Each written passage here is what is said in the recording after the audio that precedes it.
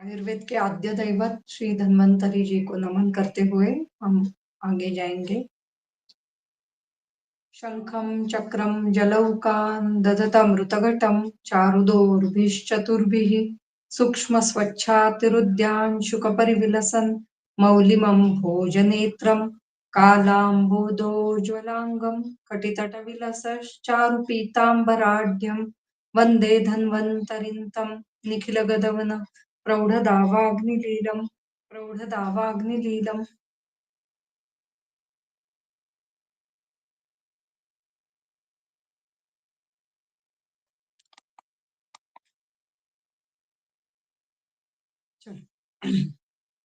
हम स्रोतो विमान ये अध्याय देख रहे थे और हमारे 5 श्लोक हुए हैं। अभी छठा श्लोक। तेषां तु खलु स्रोतसां यथा स्थूलं कतिचित् प्रकारान् मूलतः प्रकोपविज्ञानतःश्च अनुव्याख्यास्यामः। ये भविष्यन्ति अलम् अनुक्तार्थ ज्ञानाय ज्ञानवतां विज्ञानाय च अज्ञानवताम्। तद्यथा प्राण उदक अन्न रस रुधिर मांस मेद अस्थि मज्ज शुक्र मूत्र पुरीश स्वेद वाहानि इति वात पित्त श्लेष्मणां पुनः सर्व शरीर चराणां सर्वाणि स्रोतांसि अयनभूतानि तद्वत् अतीन्द्रियाणां पुनः सत्वादीनां केवलं चेतनावत् शरीरम् अयनभूतम् अधिष्ठानभूतं च तद एतत् स्रोतसां प्रकृतिभूतत्वात् न विकारैः उपसृज्यते शरीरम। तो यहाँ पे अभी तक हमने देखा कि दो वाद थे कि यथास्थूल कुछ स्रोतस है और किसी एक आचार्य ने बताया कि नहीं पूरा शरीर ही स्रोतोमय है। तो ऐसे दो वाद इसके पहले मतलब पहला जो श्लोक था उसमें हमें मिले। फिर उसके बाद पुनर्वसु आत्रेय ने निर्णय दिया कि नहीं स्रोतस पूरा शरीर स्रोतोमय नहीं है क्योंकि स्रोतस ये बहुत सारे चीजों से अलग अलग है जिसमें वो बहता है। स्रोतस में जो बहता है उससे वो अलग है या जिसके संबंध में वो आता है उससे अलग है, जहां पर वो स्थित है उससे अलग है, जिसको लेके आता है उससे वो अलग है। इस तरह से स्रोतस ये कुछ बाकी के भाव विशेषों से अलग है, ये हमें समझ में आया। तो फिर जो कुछ स्रोतस शरीर में है उसमें से कुछ यथास्थूल स्रोतस, यथास्थूल मतलब जिसका फंक्शनिंग हम समझ सकते हैं, अच्छी तरीके से समझ सकते हैं, ऐसे कुछ स्रोतसों के नाम तथा उनके प्रकोप विज्ञानीय विज्ञान तथा मूल विज्ञानीय कतिचित् प्रकारान् मूलतःश्च प्रकोप विज्ञानतःश्च अनुव्याख्यास्यामः। तो कुछ प्रकारों के स्रोतसों के प्रकारों के मूल विज्ञानीय तथा प्रकोप विज्ञानीय अनुव्याख्यास्यामः हमने यहाँ पे दिए हैं। ये भविष्यन्ति अलम अनुक्तार्थ ज्ञानाय ज्ञानवताम विज्ञानाय च अज्ञानवताम। और जो स्रोतस आगे हम ये भविष्यन्ति भविष्यन्ति ऐसे शब्द दिया है उसका अर्थ हम लगा सकते हैं कि जो स्रोतस यहाँ पे बताए नहीं गए हैं जो अनुक्त है, अनुक्तार्थ ज्ञानाय ज्ञानवताम। तो जो अनुक्त स्वरूप में है जो यहाँ पे नहीं बताए गए हैं उनका ज्ञान जो ज्ञानवान व्यक्ति है वो कर सकता है, बाद में भविष्य में कर सकता है। विज्ञानाय च अज्ञानवताम। लेकिन जिन लोगों को इस ज्ञान की जरूरी नहीं लगती है या फिर जिनको ये ज्ञान जो ये अनुक्त स्रोतों का ज्ञान नहीं कर सकते हैं, ऐसे जो अज्ञान व्यक्ति है उनके लिए जो हमने जो 13 स्रोतसों का वर्णन किया है वही अलम, वही अलम मतलब वही इनफ है, वो ठीक है कि ये 13 स्रोतसों का भी आपने अभ्यास किया तो आप चिकित्सा कर सकते हो। इसलिए ये जो आगे का वर्णन जो दिया है वो इस तरीके का है। ये भविष्यन्ति अलम अनुक्तार्थ ज्ञानाय ज्ञानवताम, जो ज्ञानवान व्यक्ति है उनके लिए अनुक्त स्रोत जो यहाँ पे बताए नहीं गए हैं वो भी वो जान सकते हैं। और जो नहीं जानना चाहते हैं या फिर जो सिर्फ इन 13 स्रोतसों के ऊपर ही काम कर सकते हैं, जिनको अनुक्त स्रोतस समझ में नहीं आते हैं, उनके लिए ये 13 स्रोतस ही काफी है। ऐसे बताया गया है। तद यथा प्राण उदक अन्न रस रुधिर मांस मेदो अस्थि मज्ज शुक्र मूत्र पुरीश स्वेद वाहनी थी। इस प्रकार ये 13 स्रोतसों का वर्णन किया गया है। वात पित्त श्लेष्मणाम पुनः सर्व शरीर चराणाम। वात पित्त कफ ये कैसे है, पूरे शरीर में घूमने वाले हैं। मैंने हर बार ये बताया है कि वात पित्त और कफ ये संपूर्ण शरीर में घूमते रहते हैं। सर्व शरीर चराणाम सर्वाणी स्रोतांसी अयन भूतानी, सभी जो स्रोतस है वो उनके गमन अयन अयन भूतानी थी, गमन भूता गमन मार्गाणी गमन मार्गानी। तो वात पित्त कफ के लिए संपूर्ण शरीर ही स्रोतस के जैसा है और वो गमन मार्ग है उनके लिए। सर्वाणी स्रोताओं से सभी प्रकार के स्रोतस ये उनके गमन के मार्ग है। तद्वत अतीन्द्रियाणाम पुनः, जो अतीन्द्रिय है, जैसे कि अतीन्द्रिय में बहुत सारे विषय आ सकते हैं, जैसे कि मन है, बुद्धि है, अहंकार है, ये सभी अतीन्द्रिय विषय हम मान सकते हैं। अतीन्द्रियाणाम पुनः सत्वादीनाम केवलम चेतनावत शरीरम, केवलम मतलब संपूर्ण, जो चेतनावान शरीर है, जहाँ पे चेतना है, ऐसा जो शरीर है वो अयन भूत है, मतलब मार्ग स्वरूप है, तथा अधिष्ठान भूतम च, और अधिष्ठान के स्वरूप भी है। तो मन के लिए सभी शरीर, पूरे शरीर में जो जो अवयव है, जो जो स्रोतस है, जो जो मार्ग है, वो सभी अधिष्ठान स्वरूप भी है, क्योंकि वहां तक मन जाता है। मन के लिए वो अधिष्ठान, अधिष्ठान मतलब जहाँ पे अधिक स्था धातु है, स्था मतलब तिष्ठ, रुकना। तो ये अधिष्ठान का मतलब वहां पे मन रुक सकता है, रहता है। तो वो अधिष्ठान स्वरूप भी है और मार्ग स्वरूप भी है। ये कैसे है, ये मैं बाद में फिर से हम बाद में देखेंगे। तद एतत् स्रोतसाम प्रकृति भूतत्वात् न विकारैहि उपसृज्यते शरीरम। जब ये प्रकृति भूत होते हैं, प्रकृति भूतत्वात्, जब ये स्रोतस प्रकृति भूत होते हैं तो विकारों की उत्पत्ति नहीं करते हैं। विकारैहि न उपसृज्यते शरीरम। अगर ये स्रोतस प्रकृति भूत है तो विकार उत्पन्न नहीं होते हैं। अभी यहाँ पे ये श्लोक बहुत ही महत्वपूर्ण है। इस पर मेरा जो एमडी का थीसिस है ये इसी श्लोक के ऊपर मैंने किया था। तो इसके बारे में थोड़ा मैं बताना चाहती हूँ कि यहाँ पे मूल विज्ञानीय और प्रकोप विज्ञानीय ऐसे दो प्रकार के ज्ञान बताए गए हैं।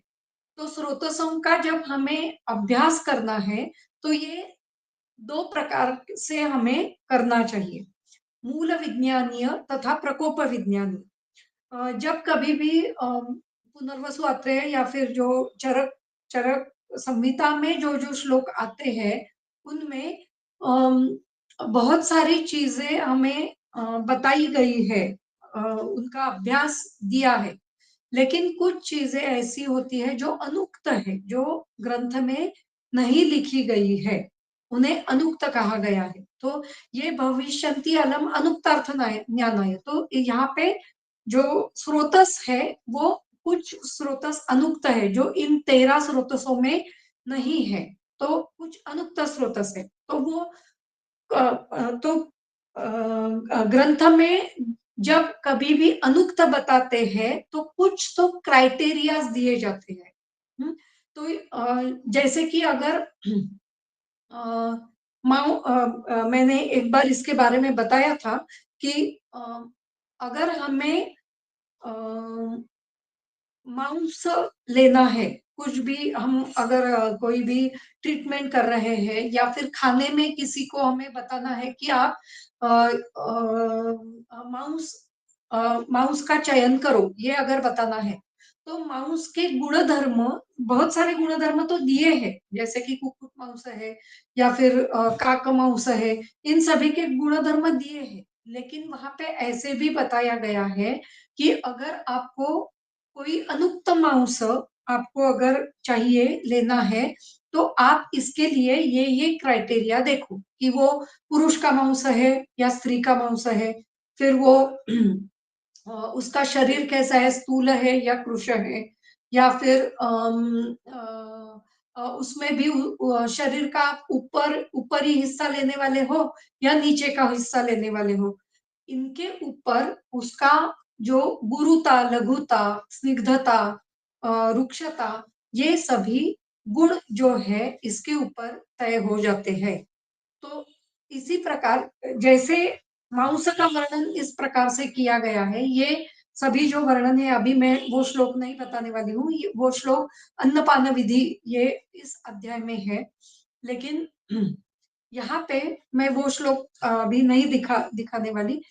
उस तरीके से, मतलब जैसे वो क्राइटेरिया दिए गए हैं, उस तरीके से यहाँ पे स्रोतसों के बारे में ये दो क्राइटेरियाज है, मूल विज्ञानीय तथा प्रकोप विज्ञानीय। तो अभी यहाँ पे इतना बताया नहीं नहीं है कि मूल विज्ञानीय मतलब क्या, प्रकोप विज्ञानीय मतलब क्या। तो वो थोड़ा हमें अपनी बुद्धि से, अपनी युक्ति से वो क्या है वो जानना पड़ता है। तो उसके ऊपर मैंने जो स्टडी किया तो वो इस प्रकार का है। मैं थोड़ा ये एक पीपीटी दिखाती हूँ आपको।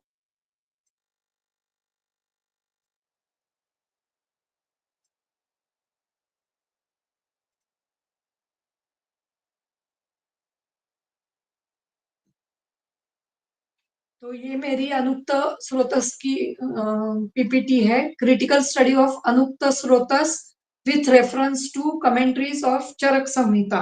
तो अनुक्त स्रोतसों का अभ्यास चरक संहिता के माध्यम से मैंने किया है। तो उसमें से कुछ ये सिर्फ मूल विज्ञानीय और प्रकोप विज्ञानीय हम देखेंगे। तो मूल विज्ञानीय क्या है और प्रकोप विज्ञानीय क्या है। तो मूल विज्ञानीय इसका मतलब है जो स्रोतस है उसके मूल हमें देखने हैं। मूलतः वो स्रोतस अभ्यास करना है, तो वो क्या है, तो उसके भाव विशेष हमें देखने हैं और उसका अधिष्ठान हमें देखना है। और एक आ सकता है कि उसका अयन मार्ग क्या है, उसका अयन मार्ग क्या है। तो वो यहाँ पे नहीं लिया है, लेकिन भाव विशेष क्या है और अधिष्ठान क्या है, मूल क्या है, प्रभव स्थान क्या है। प्रभव स्थान इसका मतलब कहाँ पे उसकी उत्पत्ति है, कहाँ पे उसका क्षय है, कहाँ पे उसका गमन मार्ग है, ये सभी उसका अधिष्ठान होता है। तो इसे मूल विज्ञानीय कहते हैं। और उस स्रोतस में क्या बहता है उसे उसका भाव विशेष कहते हैं। तो ये मूल विज्ञानीय है। और प्रकोप विज्ञानीय क्या है, तो उस स्रोतस की दुष्टि कैसे होती है, उसके लिए क्या क्या कारण होते हैं। तो दुष्टि हेतु, या फिर अगर हम सुश्रुत के हिसाब से देखेंगे, सुश्रुत संहिता के हिसाब से देखेंगे, तो विद्ध हेतु क्या है। क्योंकि दुष्टि हेतु ये काय चिकित्सा के हिसाब से पुनर्वसु अत्रय में या फिर चरक संहिता में आए हैं। लेकिन विद्ध हेतु, ये विद्ध होने के कारण, स्रोतस के विद्ध होने के कारण क्या है, ये सुश्रुत संहिता में शल्य तंत्र के हिसाब से आए हैं। तो दुष्टि हेतु क्या है और विद्ध हेतु क्या है वो देखने हैं। फिर दुष्टि लक्षण क्या है, विद्ध लक्षण क्या है, वो हमें देखते हैं। और फिर व्याधि क्या क्या होते हैं और चिकित्सा क्या देनी पड़ती है। तो ये सभी प्रकोप विज्ञानीय में आ जाता है। तो स्रोतसों के मूल विज्ञानीय तथा प्रकोप विज्ञानीय ये हम देख सकते हैं। उसके साथ साथ ही इसी श्लोक का अभ्यास करते वक्त मैंने और भी थोड़ा स्टडी किया था। तो स्रोतस, स्रोतक का मतलब ये सभी जो है ये टीकाकार है। चरक संहिता के ये टीकाकार है, गंगाधर राय, रॉय, ज्योतिष चंद्र सरस्वती, पुनर्वसु, अत्रेय। तो ये तीनों जो है ये इन्होंने चरक संहिता पर अलग अलग टीकाएं लिखी है। जैसे चक्रपाणि दत्त की टीका होती है, तो बहुत बार हम वो टीका ही नहीं पढ़ सकते हैं, तो ये टीका तो कोई देखता भी नहीं है। लेकिन जब हमें अभ्यास करना पड़ता है तो इन तीनों टीकाओं से, अगर 3-4 टीकाओं से अभ्यास किया तो और अच्छी तरीके से समझ में आता है। तो गंगाधर रॉय ने जो बताया है वो ऐसा है।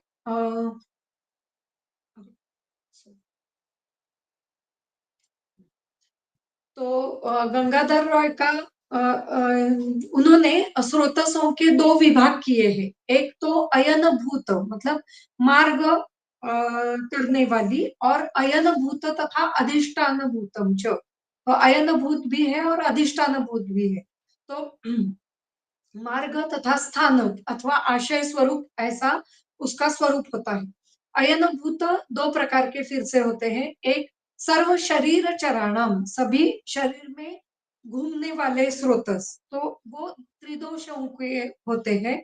और जो मूर्तिमंत यथा स्थूल भाव विशेषों के, मतलब प्राण उदक अन्न, ये जो 13 स्रोतस है वो असर्व शरीर चराणा, मतलब सभी शरीर में नहीं रहते। प्राण प्राण जाता है सभी शरीर में, लेकिन उसका प्रमुख कार्य जो है वो प्राणवह स्रोतस में ही होता है। फिर उदक भी जाता है संपूर्ण शरीर में, लेकिन उसका जो प्रभव स्थान है, उसका मूल दुष्टि हेतु है, वो सभी शरीर है। इस प्रकार से असर्व शरीर चराणम, या फिर रस रक्त मांस मेद, ये जो है ये एक एक शरीर के एक एक अवयव में अधिक मात्रा में है, तो उन्हें असर्व शरीर चराणम ऐसे बताया गया है। और एक विभाग मिलता है जो कि अयनभूत तथा अधिष्ठानभूत, जो अभी हमने देखा। तो अतीन्द्रिय जो भाव विशेष है वो सभी, मतलब सत्वादि वह जो है वो सभी भाव विशेष इसमें आते हैं। उनके अयनभूत तथा अधिष्ठानभूत ऐसे स्रोत होते हैं। तो मन का और सभी अतीन्द्रियों का अधिष्ठान पूरे शरीर में होता है। उसी प्रकार आगे जाके इन्हीं आचार्यों ने, मतलब ज्योतिष चंद्र सरस्वती ने ये जो यथास्थूल जो स्रोतस है उससे कुछ उससे परे कुछ स्रोतसों का वर्णन किया है। तो चक्रपाणि दत्त ने भी वातादिवह और सत्वादिवह यहाँ पे लिखा है। तद्वत अतीन्द्रियाणाम पुनः सत्वादीनाम केवलम, और तथा वातपित्त श्लेष्माणाम पुनः सर्व शरीर चरणम। तो चक्रपाणि दत्त ने वातादिवह तथा सत्वादिवह स्रोतसों का वर्णन किया है। ज्योतिष चंद्र सरस्वती इन्होंने अश्रुवह, स्तन्यवह, मनोवह, इंद्रियवह, वातादिवह, इन अनुक्त स्रोतसों का वर्णन किया है। फिर गंगाधर रॉय ने आत्मवह, मनोवह, श्रोत्रवह, स्पर्शनवह, नयनवह, रसनावह, घ्राणवह, बुद्धिवह, अहंकारवह, इन स्रोतसों का वर्णन किया है। और योगेंद्रनाथ सेन ने वातादिवह, इंद्रियवह, सत्वादिवह, बुद्धिवह, अहंकारवह, इन सभी स्रोतसों का वर्णन यहाँ पे वो करते आए हैं। इस प्रकार से हम देख सकते हैं कि अलग अलग स्रोतसों का जो जो अनुक्त है, यहाँ पे जिनका वर्णन नहीं किया है, ऐसे अनुक्त अनेक सारे स्रोतस बताए गए हैं। और भी है, जैसे कि तेजो वह स्रोतस है, अग्नि का स्रोतस जो है उसका भी वर्णन आया है सुश्रुत संहिता में। अगर हो सके तो मैं अगले इसमें अलग अलग स्रोतसों के, मतलब जो स्रोतसों का वर्णन यहाँ पे नहीं दिया गया है, यथा स्थूल स्रोतसों में जिनका वर्णन नहीं किया है, उनके रेफरेंस हम अगले जो अगला जो हमारा वाचन है उसमें हम देखेंगे। तो तेजो वह स्रोतस है। दूसरा एक है लसिका वह स्रोतस, हम कह सकते हैं, क्योंकि लसिका भी एक भाव विशेष है जो शरीर में बहती है, और उसका वर्णन आया है, उसका वर्णन आता है कुष्ठ अध्याय में। लेकिन लसिका वह स्रोतस ऐसे वर्णन नहीं आया है।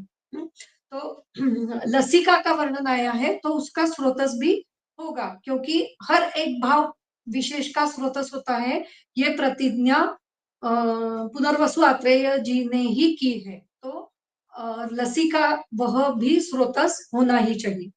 और एक है ओजो वह स्रोतस, तो ओजो का वर्णन भी किया गया है, लेकिन उसका भी स्रोतस ऐसे वर्णन नहीं दिखाई देता, लेकिन उसका भी स्रोतस होना चाहिए क्योंकि वो भी एक प्रकार का भाव विशेष है। तो इस प्रकार से ये कुछ अलग भाव विशेष है जिनका वर्णन यहाँ पे नहीं है, लेकिन फिर भी वो उनके स्रोतस हम बता सकते हैं। उसी प्रकार जो खमल होते हैं, तो उनका भी अपना अपना छोटा छोटा स्रोतस होना चाहिए। जो जो खमल शरीर में अलग अलग जगहों पे है, उनका भी कुछ तो ये होना चाहिए अपना अपना स्रोतस। इसी प्रकार यहाँ पे स्तन्यवह स्रोतस का भी नहीं, हाँ स्तन्यवह स्रोतस का वर्णन किया है। तो स्तन्यवह के जैसा आर्तवह स्रोतस भी होना चाहिए। तो आर्तव भी एक प्रकार का भाव विशेष है, तो उसका भी स्रोतस होता है। तो इस प्रकार से बहुत सारे अनुक्त विषय है, जिनके अनुक्त स्रोतस है, जिनका वर्णन यथास्थूल स्रोतसों में नहीं किया जाता, क्योंकि वो छोटे हैं, उनका कार्य सिर्फ उसी जगह पे है, या फिर उनका कार्य केवल कुछ छोटे छोटे प्रोसेसेस होने के लिए है, इसलिए उनका वर्णन इस यथास्थूल स्रोतसों में नहीं किया गया है। ये जो यथास्थूल स्रोतस में वर्णन किए गए जो भाव विशेष है, उनका कार्य अगर बंद पड़ गया तो शरीर में कुछ तो हानि होने वाली है, या फिर उनको उनको अगर विद्ध हो गया तो शरीर में हानि हो जाती है। तो इसलिए उनका वर्णन, इन सभी का वर्णन किया गया है, बाकियों का वर्णन इतना महत्वपूर्ण नहीं है, इसलिए उनको यथास्थूल कहा गया। आगे है हाँ, अभी ये थोड़ा सा वर्णन। प्राण उदक अन्न रस रुधिर मांस मेद अस्थि मज्ज शुक्र मूत्र पुरुष स्वेद। यहाँ पे जो प्राण उदक अन्न, ये तीनों का वर्णन पहले किया है, फिर रस रुधिर मांस मेद इनका वर्णन, फिर मूत्र पुरुष स्वेद। तो अगर हम इनको देखेंगे तो इनमें से ही ज्योतिष चंद्र सरस्वती, या फिर हाँ शायद ज्योतिष चंद्र सरस्वती ने ही चरकोपस का इसमें इनका वर्णन किया है कि ये जो पहले तीन स्रोतस है, इनमें जो पदार्थ जो भाव विशेष आते हैं, वो सभी भाव विशेष शरीर के बाहर से अंदर आ जाते हैं। जैसे कि प्राण है, उदक है और अन्न है, इनकी उत्पत्ति शरीर में नहीं होती है। इनका जो ये सभी जो भाव विशेष है, ये सभी बाहर से शरीर के अंदर आते हैं और फिर शरीर के अंदर वो काम करते हैं। तो ये तीन स्रोतस है। फिर आगे के जो 7 स्रोतसों का वर्णन किया है, ये धातुओं के स्रोतस है। रस रुधिर मांस मेद अस्थि मज्जा शुक्र। और ये सभी जो भाव विशेष है, ये एक के बाद दूसरा, दूसरे के बाद तीसरा, तीसरे के बाद चौथा, ऐसे एक के बाद ऐसे तैयार हो जाते हैं। मतलब रस से रक्त, रक्त से मांस, मांस से मेद, मेद से अस्थि, इस प्रकार से एक के बाद दूसरा ऐसे तैयार हो जाते हैं। तो ये सभी 7 स्रोतस थोड़े अलग है। और तीसरे जो है मूत्र पुरुष स्वेद, ये जो है ये ऐसे भाव विशेष है जो शरीर के बाहर जाने वाले हैं। मतलब शरीर में वो तैयार हो जाते हैं, लेकिन वो शरीर के बाहर निकल जाते हैं। तो इस प्रकार से ये 3 प्रकार के स्रोतसों का वर्णन, या फिर 3 प्रकार के भाव विशेषों का वर्णन इन यथास्थूल स्रोतसों में किया गया है। ये ज्योतिष चंद्र सरस्वती ने हमारे सामने लाया है। तो इस प्रकार से ये स्रोतस होते हैं। वात पित्त कफ, ये जो स्रोतस होते हैं, ये स्रोतस वात पित्त कफ के स्रोतस जो है, इनका वर्णन सुश्रुताचार्य बहुत अच्छी तरीके से करते हैं। उनका वर्णन वात पित्त कफ सीरा ऐसे करके, या धमनिया, सीरा नहीं, धमनिया ऐसे करके आया है, और इन सभी के दश दश धमनियों का वर्णन वह करते हैं। वो भी हम अगले लेक्चर में हमारे देखेंगे। एक मिनट।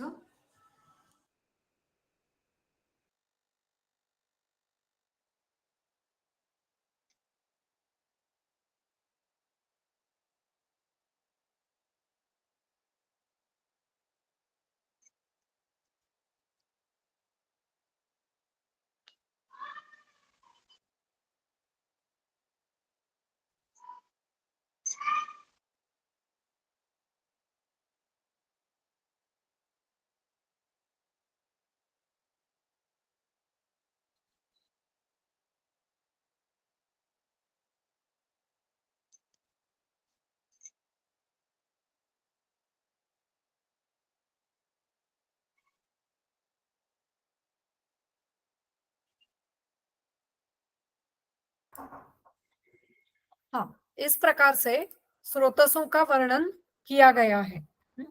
तो ये सभी जो स्रोतस है उनका जो अनुक्त यहाँ पे बताए गए हैं, इन सभी का हम बाद में अभ्यास करेंगे। तद्वत् अतीन्द्रियाणां पुनः सत्वादीनां केवलं चेतनावत् शरीरम अयनभूतम अधिष्ठानभूतम च तद एतत् स्रोतसां प्रकृतिभूतत्वात् न विकारैः उपसृज्यते शरीरम। ये हमने देखा है। आगे है चक्रपाणि दत्त कहते हैं प्रकोप विज्ञानतःश्च इति यथा स्रोतसां प्रकोपो विज्ञायते तथा व्याख्यास्याम इति योजना। तो प्रकोप विज्ञानतः इति जो स्रोतसों का प्रकोप कैसे होता है, ये वर्णन जहाँ पे किया गया है वो वर्णन मतलब प्रकोप विज्ञान। अनुक्ता ये हमने देखा कि मतलब दुष्टि हेतु, दुष्टि लक्षण और व्याधि और चिकित्सा, ये सभी प्रकोप में आता है। अनुक्तार्थ ज्ञानाय इति अनुक्त स्रोतो ज्ञानाय, अनुक्त स्रोतसों का अभ्यास करने के लिए। ज्ञानवताम इति अनुक्तार्थ ज्ञान, अनुक्तार्थ ज्ञान समर्थानाम। ज्ञानवताम इसका अर्थ दिया है जो अनुक्त विषयों को जान सकते हैं, या फिर अनुक्त ज्ञान ज्ञान को समझ सकते हैं, ऐसे लोगों के लिए ये अनुक्त स्रोतसों का विषय वो मतलब वो उनका अभ्यास कर सकते हैं। ज्ञानवंतो हि अनेन लिंगेन अनुक्तमपि स्रोतो अनुमीमीते। तो ज्ञानवान लोग क्या करते हैं, तो लक्षणों के द्वारा ही अनुक्त स्रोतसों का अनुमान करते हैं। जैसे कि अगर लसिका है तो लसिका वह स्रोतस का वर्णन नहीं किया गया, लेकिन लसिका का वहन शरीर में होता है तो वो एक भाव विशेष है। तो स्रोतसों के जो जो क्राइटेरिया हातानेच धर विशेष होना चाहिए, उस भाव विशेष का भाव विशेष जो है पहिली तुझी काढली नाही, कारण लावायला पाहिजे नाहीये, वो किसी जगह पे जाकर अगर उसका संग हो जरा धरून जा, व्याधि करता मी बैंडेज बांधून देते एक पट्टी। सभी जो क्राइटेरियाज है वो लसिका को अगर हम लगाएंगे तो अपने आप हमें समझ में आता है कि लसिका का वहन कहाँ पे होता है, लसिका पूरे शरीर में घूमती है या नहीं, वो अगर शरीर में घूमती है या फिर शरीर के कुछ जिस भाग में वो घूमती है तो वहां पे वो उसका प्रभव स्थान होना चाहिए। तो स्रोतस का कोई एक प्रभव स्थान होना चाहिए जहाँ पे उसकी उस भाव विशेष की उत्पत्ति होती है, उसका क्षय होता है और उसका कार्य होता है। तो ये सभी जो है ये उस अनुक्त स्रोतस के लिए बहुत महत्वपूर्ण है। तो लसिका का अगर हमें अभ्यास करना है तो हमें लसिका का स्थान कौन सा है, प्रभव स्थान कौन सा है, उसकी उत्पत्ति कहाँ पे होती है, क्षय कहाँ पे होता है, उसका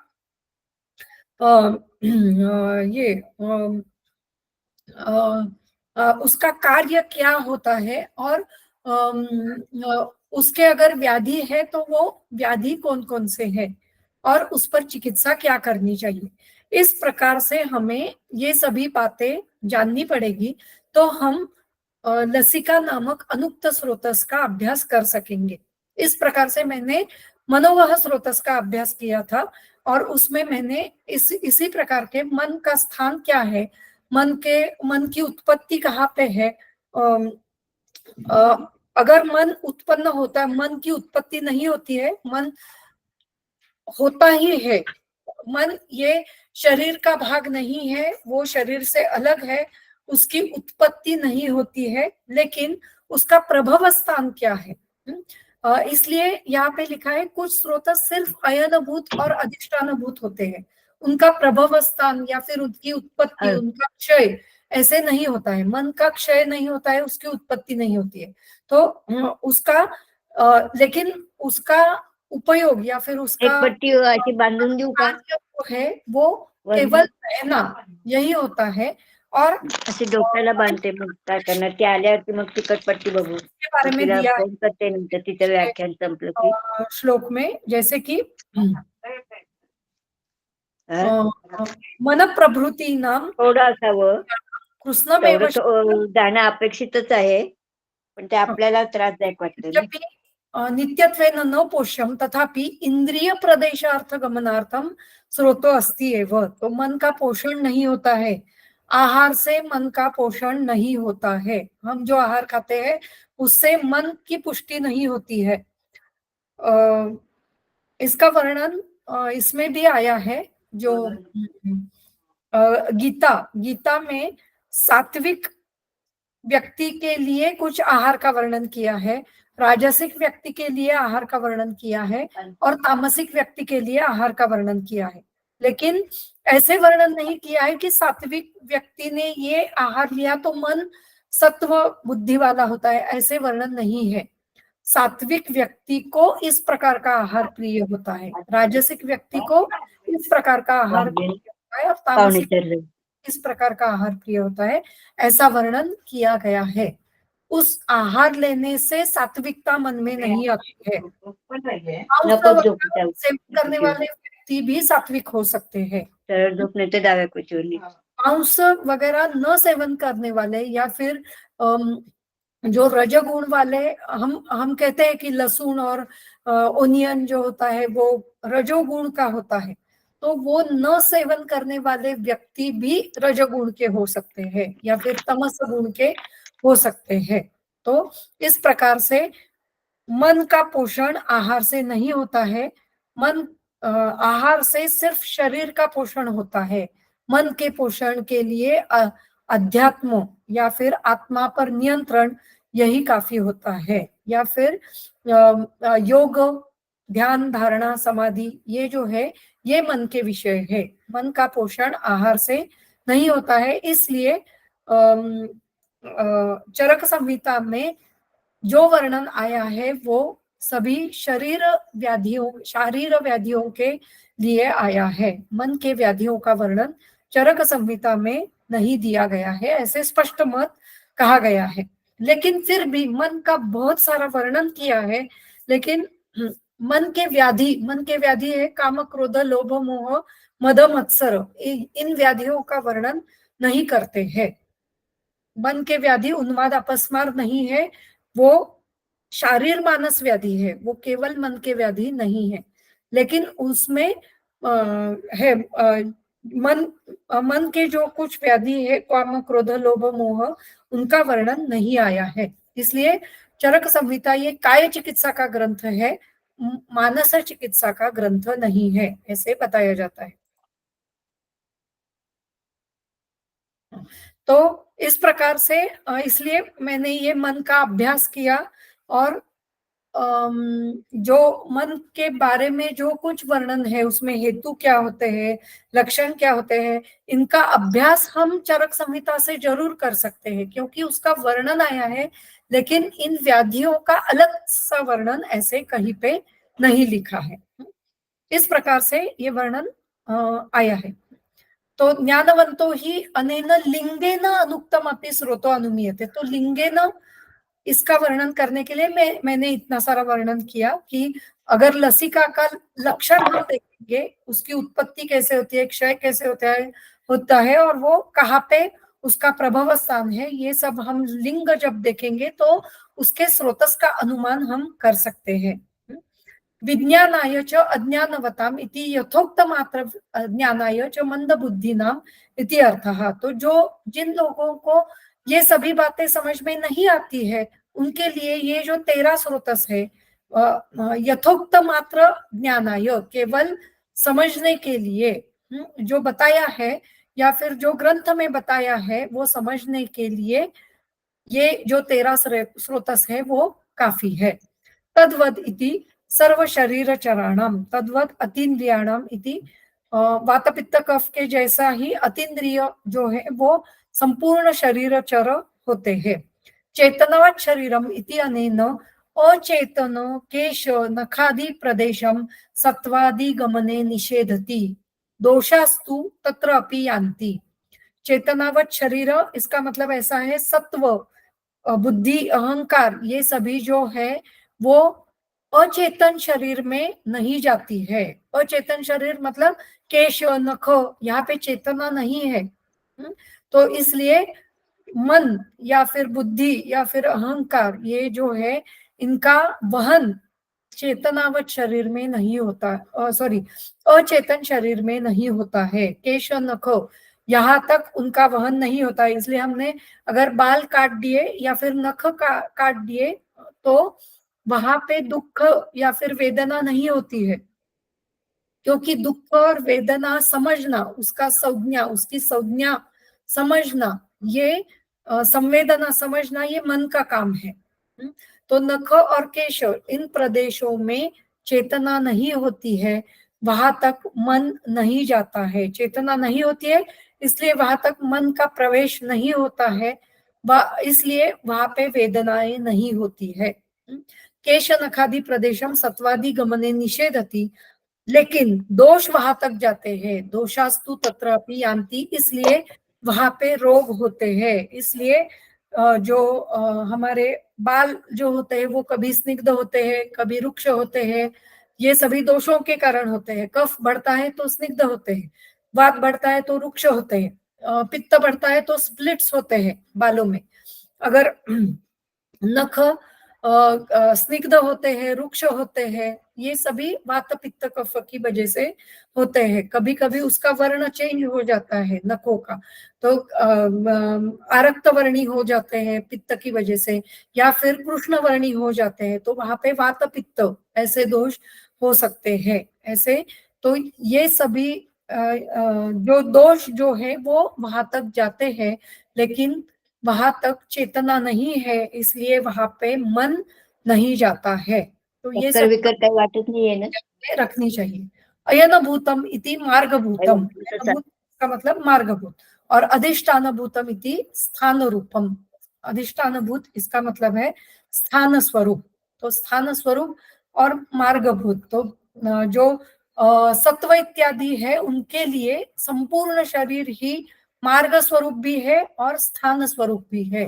मन सभी जगहों पे घूमता है, शरीर में पूरे जगहों पे घूमता है, इसलिए वहां सभी जगहों पे हमें वेदनाएं होती है। तो पूरा शरीर ही मन के लिए अधिष्ठान भूत है। फिर आगे स्रोतसों का पूरा वर्णन किया है, उसमें जो प्राण, अन्न, उदक और जो सभी रस रक्तादि स्रोतस है उनका वर्णन करते हैं। तो आज थोड़ी गड़बड़ है, तो यहाँ पे हम आज रुकते हैं। अगले मतलब सोमवार को हम फिर से आगे का देखेंगे, क्योंकि ये श्लोक भी बहुत बड़ा है। तो हम मंडे को फिर से इस श्लोक के ऊपर आएंगे। तो यहाँ पे आज हम रुकते हैं। अगर किसी को कुछ पूछना है, यूट्यूब पे भी अगर किसी को जो लोग ये सुनते हैं वहां पे, तो अगर किसी को कुछ प्रश्न पूछना है तो वहां पे इनबॉक्स में आप प्रश्न डाल सकते हो। तो आज यहाँ पे हम रुकते हैं। धन्यवाद.